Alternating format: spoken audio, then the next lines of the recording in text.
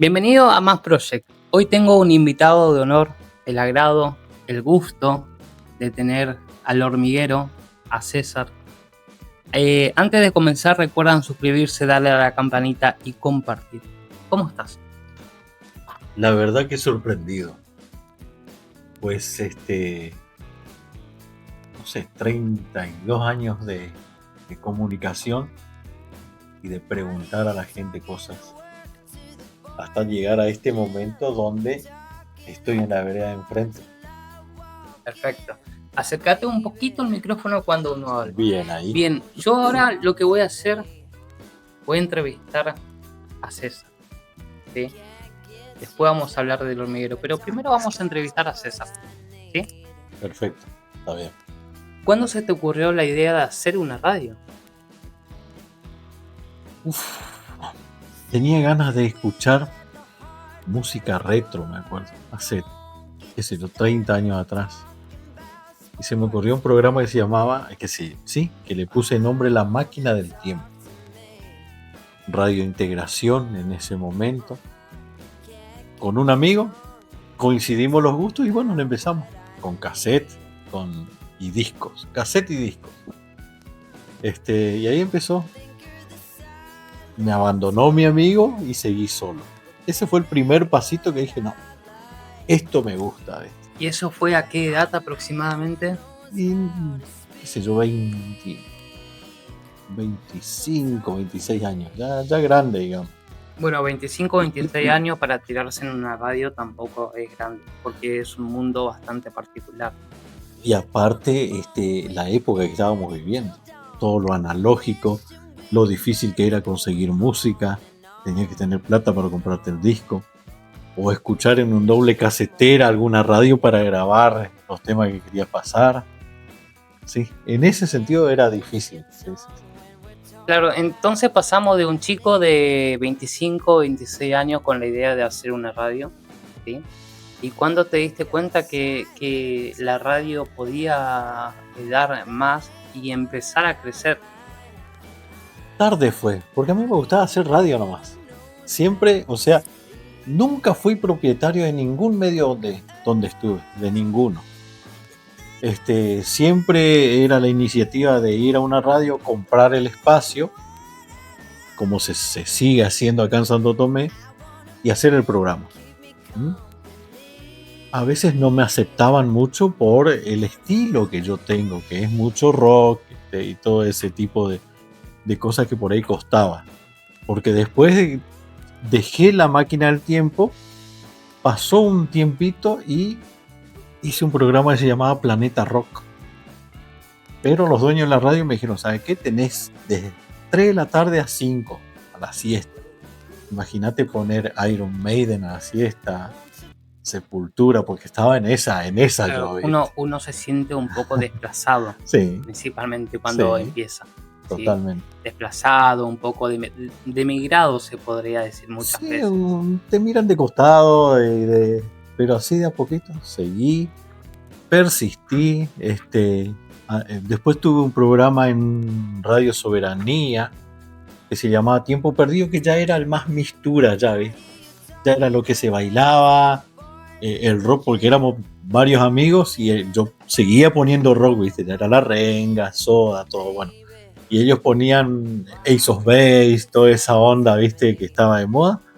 Ahí empecé a dar un poquito, a volar un poquito en cuanto a tener fama. Venían las cartitas de la gente, las esquelitas para el programa, los saluditos. Hasta que también se desintegró eso. Y me fui a la noche con otro programa también de rock que también era, ¿viste? Misturado, porque los que tenía conmigo les gustaban los poemas y bueno, era más que nada una diversión de amigos, digamos. Claro. Antes de continuar, porque esto va a ser picante, todo va a ser picante. Un informe importante, este podcast va a estar dividido en 3, ¿sí? Uh-huh. Una pequeña parte para Facebook, ¿sí? Yeah. Una segunda parte, que vendría a ser la primera parte para su canal, suscríbanse a Dplay TV. Y la tercera parte, segunda parte en YouTube, a Max Project. Bien. ¿De dónde viene el amor por el rock? Y yo creo que desde chico, porque mi viejo en el combinado ponía Creedence y yo quedaba loco. Me acuerdo que banda viajera de Creedence y Water Revival. El de disco azul. Sí. Era lo mejor. Y un disco simple, banda viajera de un lado y has visto la lluvia caer alguna vez del otro lado y ya está. Y ahí seguí de chiquito, eso creo que tenía 9 años, 8 años, y ahí empecé. Combinaba los discos de cuento de Hijitus con los discos de Creedence. Bueno, linda combinación. Los de Hijitus era para mis hermanos que se quedaron un poco tranquilos. Estaban tranquilos, le ponía Creedence, ¿viste? Claro, se criaron perfecto. Sí, totalmente, sí, totalmente. Bueno, entonces vemos a un chico de 25, 26 años donde comienza con el tema de la radio, obviamente que comienza a tomar horarios que no son habituales, sí, porque son principiantes, etcétera, etcétera. Pero cuando comienza el verdadero salto que vos decís, bueno, mirá, estoy llegando a un público más amplio, porque la mayor llegada trae cosas buenas y cosas malas. Bien. El salto que yo di no fue en la radio, sino en la televisión. Estaba buscando trabajo, un amigo mío me engancha en Cablevisión acá, como cadete, limpiar piso, controlar los equipos, todo el fin de semana adentro, haciendo eso. Ya tenía familia, por supuesto, y uno tenía que laburar. Bueno. Y ahí me empezó a gustar, iba al estudio, después empecé a aprender a filmar, después ya faltaba ponerle el cronista, ya me animaba a hacer solo yo la nota, me iba con la cámara, micrófono ambiental y le hacía la entrevista con la cámara. Después vamos a hablar del tema de la filmación. Y bueno, a partir de ahí combinaba mis ratos libres con la radio, pero ya más profesional. Ya empezaba a tirar noticias, ya me daban un espacio un poquito más serio, porque veían que yo llegué a ser el periodista del cable, en el cual ahí sí registré muchas cosas que tienen que ver con la historia de Santo Tomé actual, digamos. Y bueno, ahí sí empecé más allá que salí del cable, después de todo lo que pasé salí del cable, pero por una elección mía, porque había salido bien en el examen de la justicia y era o el cable o la justicia. Me incliné por la justicia, no porque no me gustaba el cable ni lo que hacía, sino porque estaba un poquito saturado de ciertas cuestiones, ¿viste? Entonces no, yo quiero paz, quiero tranquilidad, quiero cambiar el aire y me incliné por la justicia, por ser empleado judicial. Bueno, vamos a hablar un poco de eso. Recordá acercar el micrófono cuando hablas. Hay un punto muy importante y eso lo vamos a tocar, ¿sí? Que es el desgaste, ¿sí? Que es la sobreexposición, ¿sí? Y principalmente las malas vibras, las malas ondas, competencia desleal, ¿sí? Envidias. Claro, estás en un medio ortodoxo, ¿sí? Sí. Y los medios ortodoxos, o sea, comenzaste en un medio ortodoxo. Sí. Podemos decir que vos fuiste alguien que surgió de la nada y que prácticamente tuvo bastante fama al comienzo, ¿sí? Un outsider, ahí está, esa es la palabra que estaba buscando. Entonces, claramente que va a haber gente que te va a querer poner trabas, ¿sí? Va a haber gente que te va a decir que no vas a poder hacer esto, y va a haber gente que te va a poner trabas con el tema del monopolio. Sí. ¿Sí? ¿Cómo luchaste contra eso? Y hay gente que te aplaude y vos sabés que te quiere ver caer. No, la doble cara es terrible. Sinceramente no le doy bola. No me estoy guiando por el otro, me cuesta, no te voy a decir que no. Me cuesta estar en mi norte siempre y ser mi luz siempre, pero aprendí. Eso aprendí ahora, estos últimos tiempos, con lo que es ahora mío, que es el canal de streaming. Antes era muy calentón, iba al choque. El que me criticaba también recibía lo mío, digamos. Y después opté por consejos de gente buena. Enfócate en lo tuyo, en tu norte. ¿Quién por mí? Me decían, ¿quién por mí? ¿O alguien para mí? Y vos decías, ¿quién por mí? Alguien para mí. Vos conseguías por ahí gente buena que se acercaba, que te decía, che, está bueno el programa, che, está bueno lo que haces. Y yo le miraba, viste, porque nunca recibí esas buenas ondas, digamos, en abundancia. Sino que eran los compinches, che, está bien lo que hiciste, qué sé yo, ¿entendés? Sí, más o menos cuando uno empieza a recibir tanta buena onda, tanta buena vibra, también está esperando una buena hostia. Sí, porque uno no está acostumbrado a que todo sea bueno. Exactamente. Por así decirlo. Lo que sí me acostumbré es hacer el programa, ya sea de radio, de televisión o de streaming, sin tener en cuenta la cantidad de público. Hay una persona, le pongo pila como si hubieran 10, 20, 30.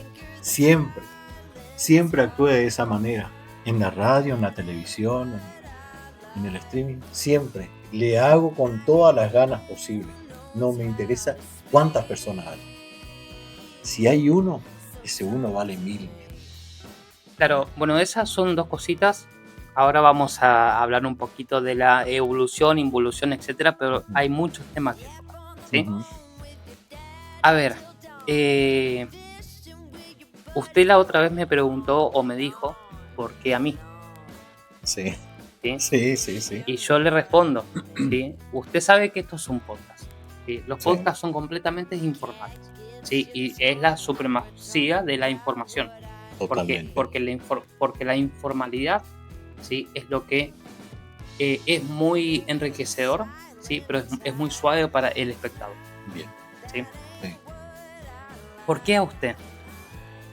Porque a mí no me importa si hay radios más grandes, radios más chicas, streaming más grandes, streaming más chicos, ¿sí? Yo tuve muchas propuestas ya para los podcasts, pero lo principal acá, ¿sí? Es la calidad humana. ¿Sí? Si yo no puedo tener una persona con una calidad humana, con un feedback positivo, ¿cómo voy a hacer un podcast? ¿Sí? Que ojo, el podcast no es tener la misma perspectiva. Claro. Los mejores podcasts son los que son contraopuestos, porque no es un debate esto. Exactamente. ¿Sí? Sí. Pero se necesita la calidad humana.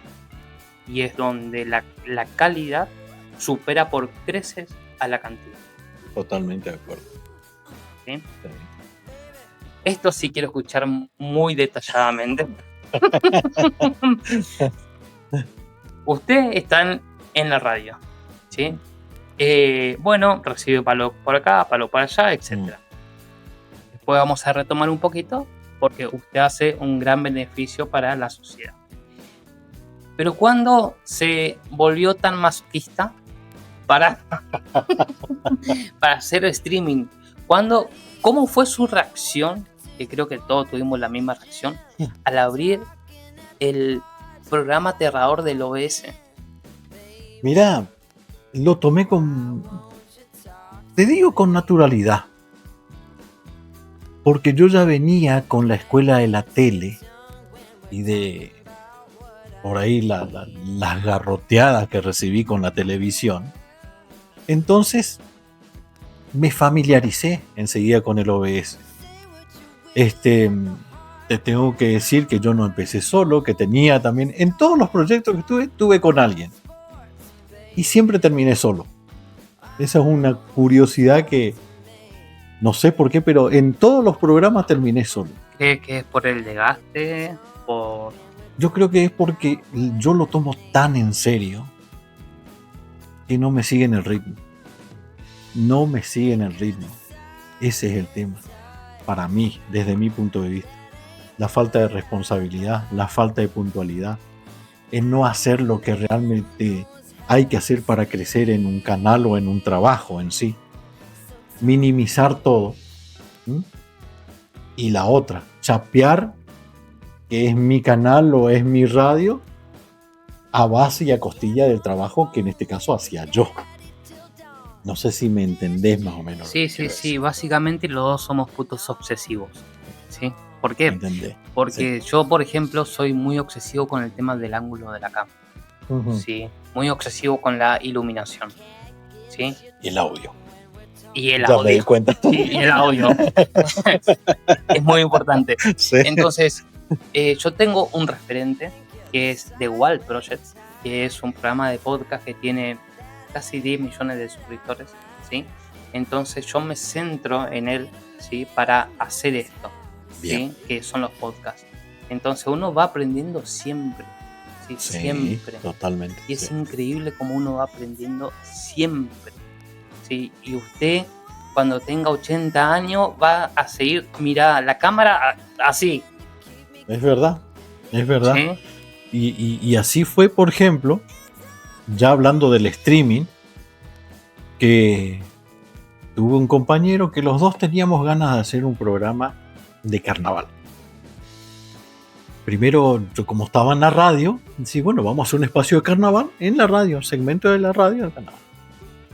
Bueno, empezamos a vuelta chipelota. No, vamos a ver cómo podemos hacer. Y vamos a transmitir por Instagram. Y vamos a hacer un programa por Instagram en vivo, a ver qué se puede. Linda plataforma. Dios mío, no pudimos. Prácticamente no pudimos. Investigando, llegamos a lo que es el verdadero, para mí, el verdadero streaming en YouTube con OBS. Bien. Vamos a meterle. Con una notebook del gobierno, que por supuesto... Era una máquina que volaba, creo que su motor interno era 1 GB o menos. ¿Sabes lo que salió? Era un papelón todo. Y bueno, tenemos que comprar otra máquina. Y bueno, me ensarté en una notebook. Peor. Estamos desconociendo todo, ¿viste? Bueno, empezamos a investigar, qué sé yo, necesitamos una máquina así, bla, bla, bla, bla. Pedimos ayuda. Conseguimos la máquina y ahí sí. Ahí nos asentamos. Y ahí empezó el tema el tema de responsabilidades. Él hacía un programa, duraba 10 días. Él, no voy a hacer hoy, no voy a hacer mañana. Y yo todos los días, hormiguero. Dale. Programa de carnaval los fines de semana. Cumplía a media y yo siempre consiguiendo invitados, haciendo. Hasta que se desgastó la relación y él era el dueño del local. Tuvimos un altercado, discutimos. Saqué toda mi porquería de ahí. Y a empezar de nuevo. No tiré, no me bajoneé ni nada, al contrario. Me transformé. Más fuerte. Sí. Más fuerte. Remendando la cámara, el alambre, los clavos, lo que podía para salir. Vamos a hablar un poquito de eso. Acércate un poquito más a la mesa. Bien. A YouTube, que seguramente esto va a estar subido a tu página y a mi página.